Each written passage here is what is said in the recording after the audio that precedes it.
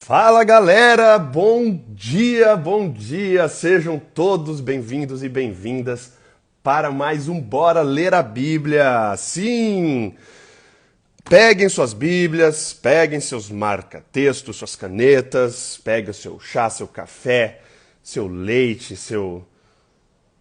Enfim, fique aqui, acomode-se e abra as Bíblias de vocês em Gênesis capítulo 6. Sim, Gênesis capítulo 6.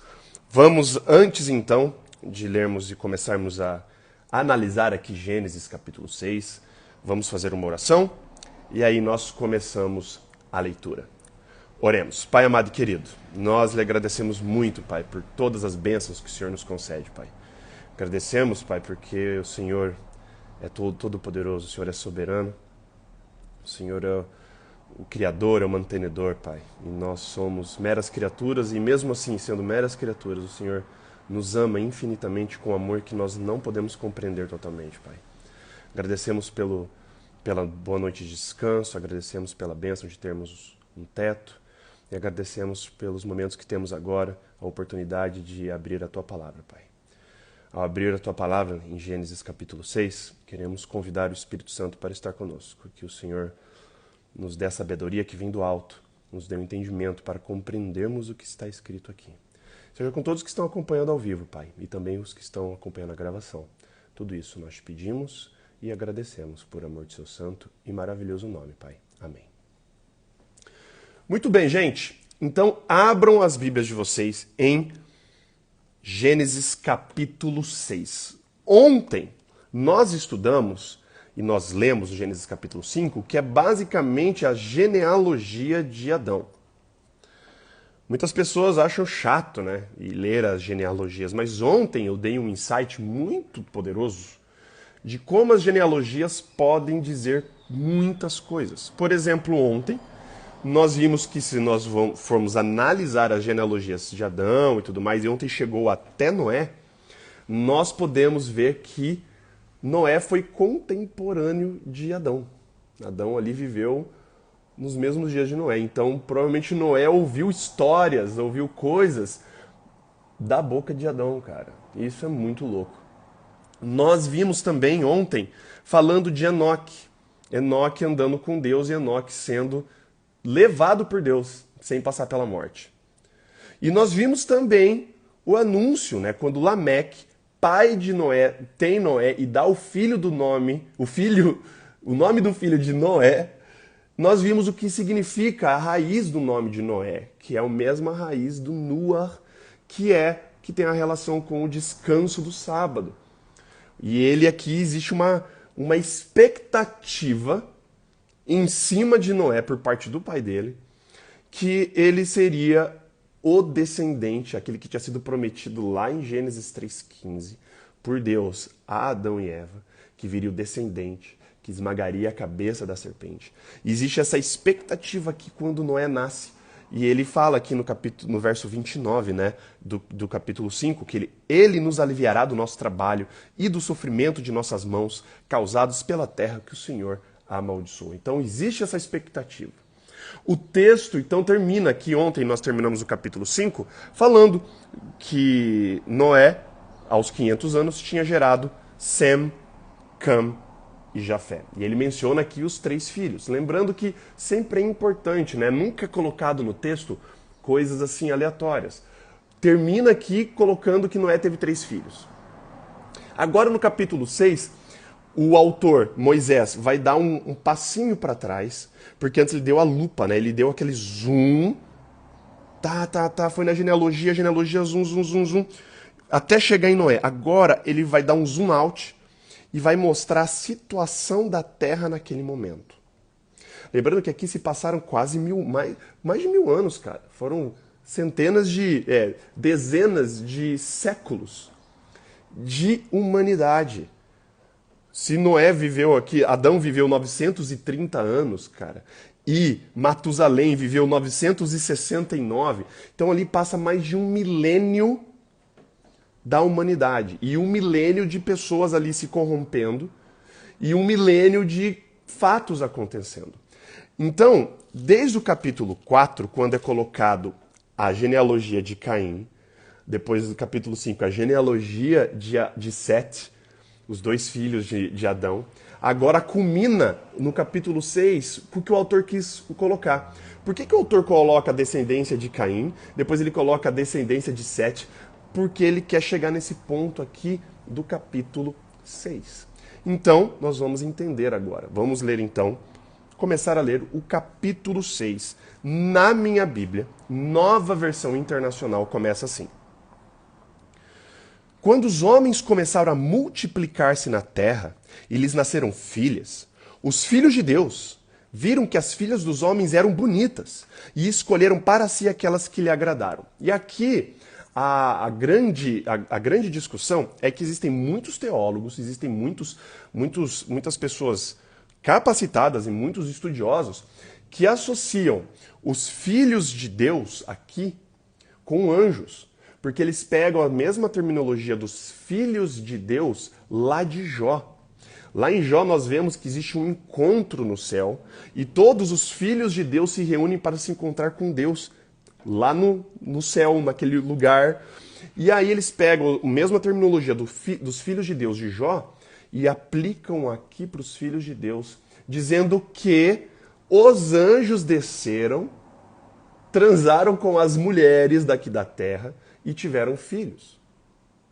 Mas, quando nós analisamos o texto, na narrativa, aqui fica claro, quando você lê numa tacada só, que você lê desde descendentes de Caim e os descendentes de Adão, eu lembro que eu comentei isso ontem, o contraste de caráter entre as duas descendências. Nós vimos ontem que o caráter dos descendentes de Caim, o Lameque, que era descendente de Caim, ele era o quê? Ele era promíscuo, ele era vingativo, ele era assassino, orgulhoso, violento, sabe? E aí, do outro lado, coloca Enoque, que é também ambos sétima geração depois, né? Enoque é o cara que andava com Deus.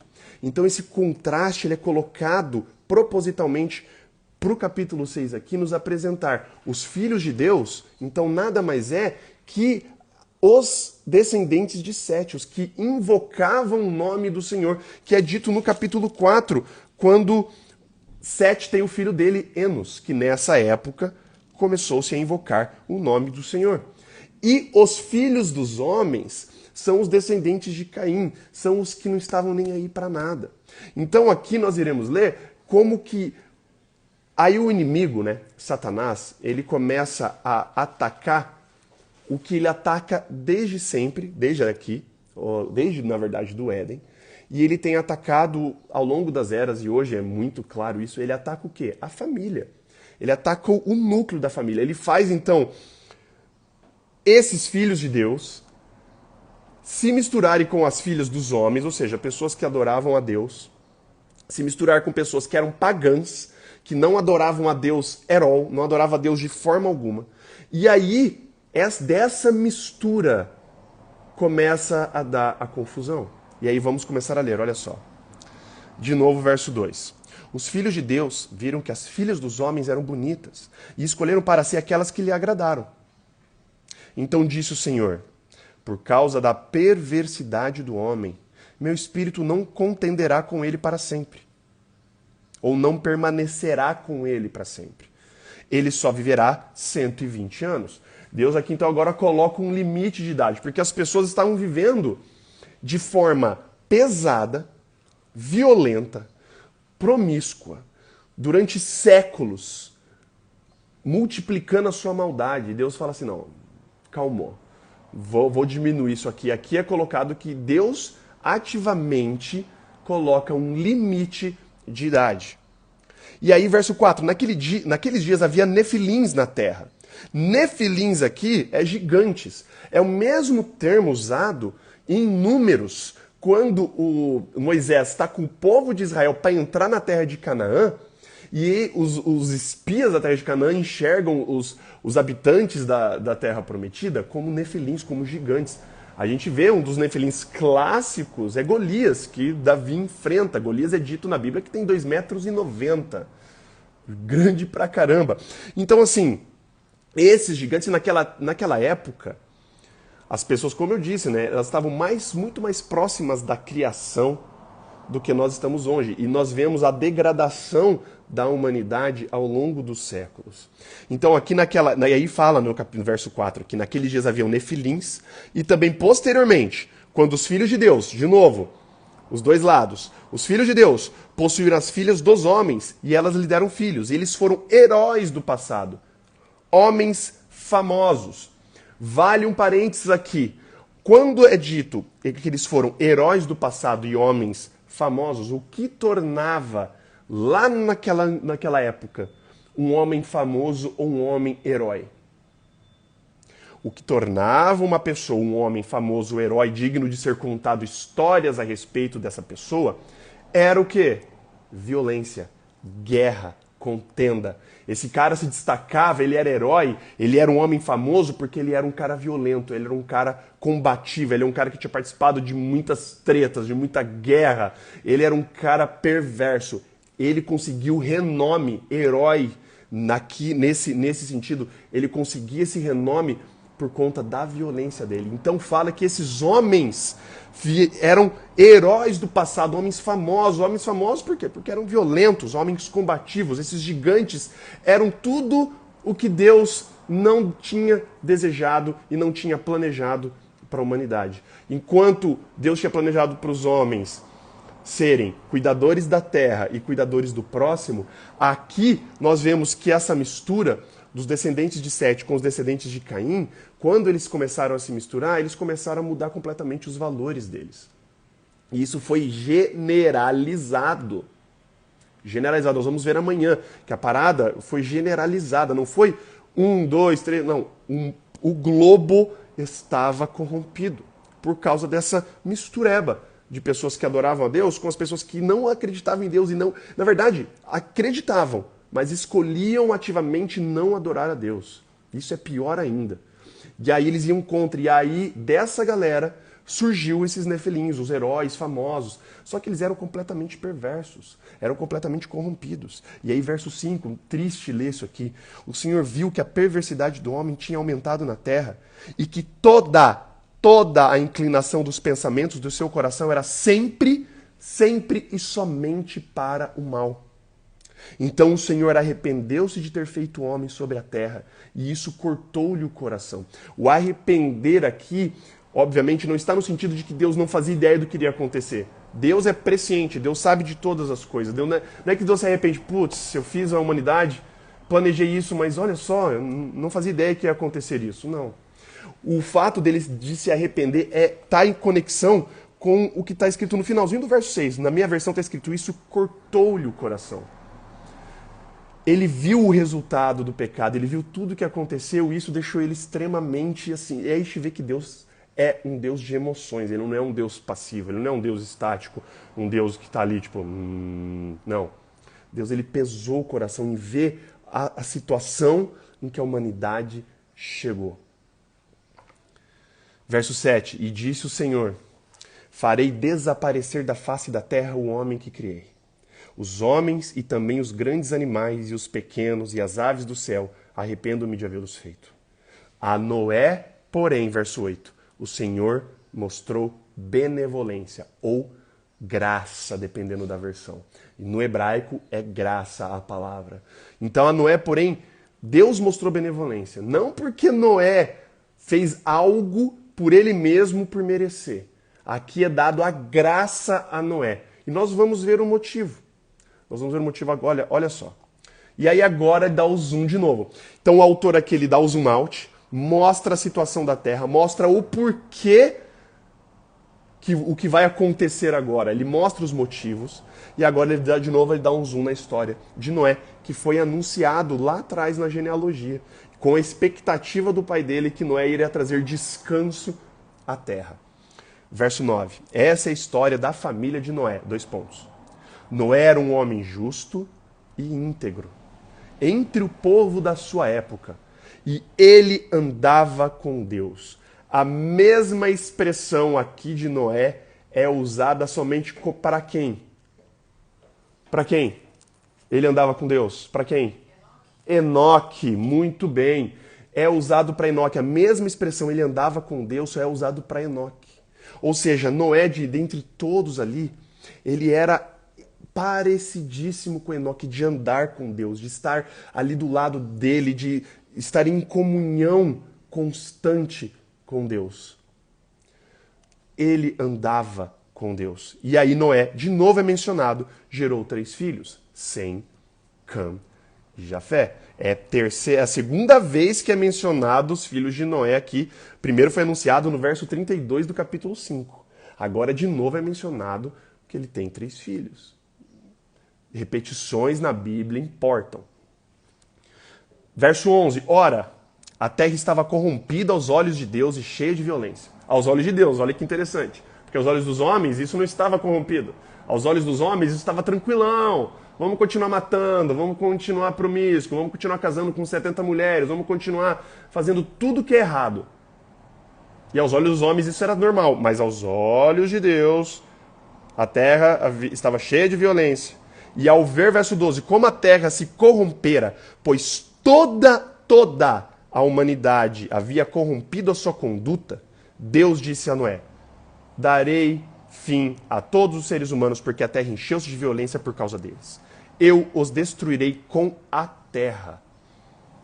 Você, porém, fará uma arca de madeira de cipreste, divida em compartimentos e revista de piche por dentro e por fora. Agora aqui vai dar o esquema estrutural da arca. Faça-a com 135 metros de comprimento, 22 metros e meio de largura e 13 metros e meio de altura. Faça-lhe um teto com um vão de 45 centímetros entre o teto e o corpo da arca. Coloque uma porta lateral na arca e faça um andar superior, um médio e um inferior. Tinha 3 andares ainda a arca. Eis que vou trazer águas sobre a terra, o dilúvio, para destruir debaixo do céu toda a criatura que tem fôlego de vida. Tudo que há na terra perecerá, mas com você estabelecerei a minha aliança, e você entrará na arca com seus filhos, sua mulher e as mulheres de seus filhos. Verso 18 fala que com você estabelecerei a minha aliança. Isso aqui é uma palavrinha que você tem que grifar, circular, sabe? Dar um highlight, porque aqui é a primeira vez que aparece a palavra berit, aliança. E nós iremos ver ao longo que existe uma forma de nós dividirmos, inclusive, toda a palavra de Deus, toda a Bíblia, em alianças. Toda vez, e eu já fiz essa aplicação, eu já mostrei isso, que toda vez, cara, toda vez, quando nós vamos ver a adoração pagã a outros deuses, nós vemos e percebemos que é sempre o ser humano se esforçando para conseguir favor de Deus, dos deuses deles. É sempre eles se cortando, é sempre eles sofrendo, é sempre eles fazendo tudo possível. Por favor, deuses, me ouçam só um pouquinho, por favor. O nosso Deus, o único Deus que existe, é justamente o oposto. Ele que vai atrás, é ele que toma iniciativa, é ele que estabelece a aliança, é ele que dá a graça. É Deus indo em busca do homem o tempo todo. E nós vamos ver que Deus vai em busca do ser humano ao longo da história através também das alianças. E nós vamos estudar um pouquinho, depois nós vamos mais a fundo no sistema de aliança quando nós chegarmos em Abraão. Abraão começa o pesado, o mais denso sobre as alianças. Mas aqui é a primeira vez que aparece a palavra hebraica berit, que é a aliança que irá aparecer durante a Bíblia inteira, até Jesus. Muito interessante. Verso 19. Faça entrar na arca um casal de cada um dos seres vivos, macho e fêmea, para conservá-los vivos com você. De cada espécie de ave, de cada espécie de animal grande, de cada espécie de animal pequeno que se move rente ao chão, virá um casal a você, para que sejam conservados vivos. E armazene todo tipo de alimento, para que você e eles tenham mantimento. Verso 22, finalizando o capítulo, mostra o porquê que Noé foi escolhido. Por que que Noé andava com Deus e por que que Noé foi encontrado? A Noé, porém, o Senhor mostrou benevolência, ou porque a Noé, o Senhor Deus, mostrou-lhe graça. Verso 22, Noé fez tudo exatamente como Deus lhe tinha ordenado. Lembrem-se que amor a Deus não é só dizer que eu amo a Deus. O amor a Deus, quando você diz que você ama a Deus, quando você diz que você é cristão, que você é cristã, que você acredita em Deus, o amor a Deus não é só você anunciar. O amor de Deus pressupõe obediência irrestrita. Noé tinha todos os motivos para não fazer. Por quê? Porque até aquele momento nós vemos que não existia chuva. Não existia uma água caindo. Muito menos um evento que ia destruir a terra. Noé ouve primeiro da boca de Deus para construir uma arca. Noé ouve as medidas da arca. Noé ouve que os animais iriam ser levados até ele. Noé fala, ouve tudo aquilo. E Noé faz exatamente como Deus lhe tinha ordenado. Noé obedecia a Deus. Noé era um cara que prestava atenção à palavra de Deus. Noé era uma pessoa que, apesar dos pedidos mais absurdos que poderiam parecer, se veio da boca de Deus, se era Deus que estava ordenando, ele iria fazer. O mesmo amor, a mesma obediência que Noé tinha lá atrás, é o que nós devemos todos ter hoje. Não adianta, gente, nós falarmos que nós acreditamos em Deus. Não adianta só falarmos que nós amamos Ele. O nosso amor, e quando nós estudamos nas temporadas anteriores do Bora Ler a Bíblia, quando nós estávamos estudando o Novo Testamento, nós vemos que, sim, a graça existe, mas ao mesmo tempo, porque olha que a graça de Deus não é algo novo. A graça de Deus não é algo ao Novo Testamento. A graça de Deus aparece aqui desde sempre. A graça de Deus aparece até para Caim, como uma forma de um sinal colocado em Caim para Caim não ser perseguido e ser morto. A graça de Deus é mostrada aqui no capítulo 6, verso 8 a Noé. Porém, a graça sem obediência não é nada. Noé obedecia a Deus. Noé confiava completamente em Deus. Por isso que é mostrado que Noé era justo, íntegro, e mostrava que Noé andava com Deus. O caminhar com Deus pressupõe obediência. É confiar nele. É confiar completamente a sua vida, os seus caminhos. É você colocar Deus no centro da tua vida e no controle da tua vida. Noé colocava Deus no centro da sua vida. Porém, não é porque Noé fazia alguma coisa que ele conseguiu conquistar o favor de Deus pelo suor dele, porque, olha, eu obedeço, sei lá o que, não. Sempre a iniciativa vem de Deus. A graça vem de Deus. Nós obedecemos porque nós amamos, nós obedecemos porque isso é um resultado da graça que Deus já mostra pra gente diariamente. Noé era esse cara, no meio de uma geração completamente corrompida, cara. Imagina o planeta Terra, a situação da humanidade nessa época. E a Noé, Deus mostrou graça, e Noé fez exatamente como Deus lhe havia ordenado. Que no dia de hoje, e nos próximos dias, você possa meditar nisso, e você entender que obediência e graça não são duas coisas que se excluem, não são excludentes. Graça e obediência andam lado a lado juntas. Eu obedeço porque eu amo. Eu obedeço porque eu confio. Por mais que seja o pedido mais absurdo da minha vida que Deus possa fazer para você. Por mais que Deus fale assim, cara, faz isso, vai, porque você simplesmente não questiona, fala assim, Deus, mas isso nunca aconteceu. Não é podia ter falado, mas Deus, nunca choveu, chuva. E alagação, vai destruir a terra, inundação, sei lá o que, não, é absurdo, eu nem vou fazer isso não. Não é simplesmente obedeceu. Que esse nível de obediência e de confiança em Deus esteja no nosso coração, diariamente. Que Deus faça morada no seu coração e que você deixe Deus fazer a morada no seu coração. Que você permita que Deus domine a sua vida. E que não se faça mais a minha e que não se faça mais a sua vontade, mas que se faça a vontade de Deus. Que nós possamos ser iguais a Noé, que possamos ser iguais a Enoque, que possamos caminhar com Deus. Que possamos, ao acordar, ao trabalhar, a nos relacionarmos com o próximo, ao nos relacionarmos com o nosso colega de trabalho, com o nosso colega de faculdade, com os nossos familiares, com as nossas namoradas, esposas, namorados e esposos, que nós possamos, antes de tudo, caminhar com Deus, amar Ele acima de todas as coisas e obedecer. Vamos fazer uma oração?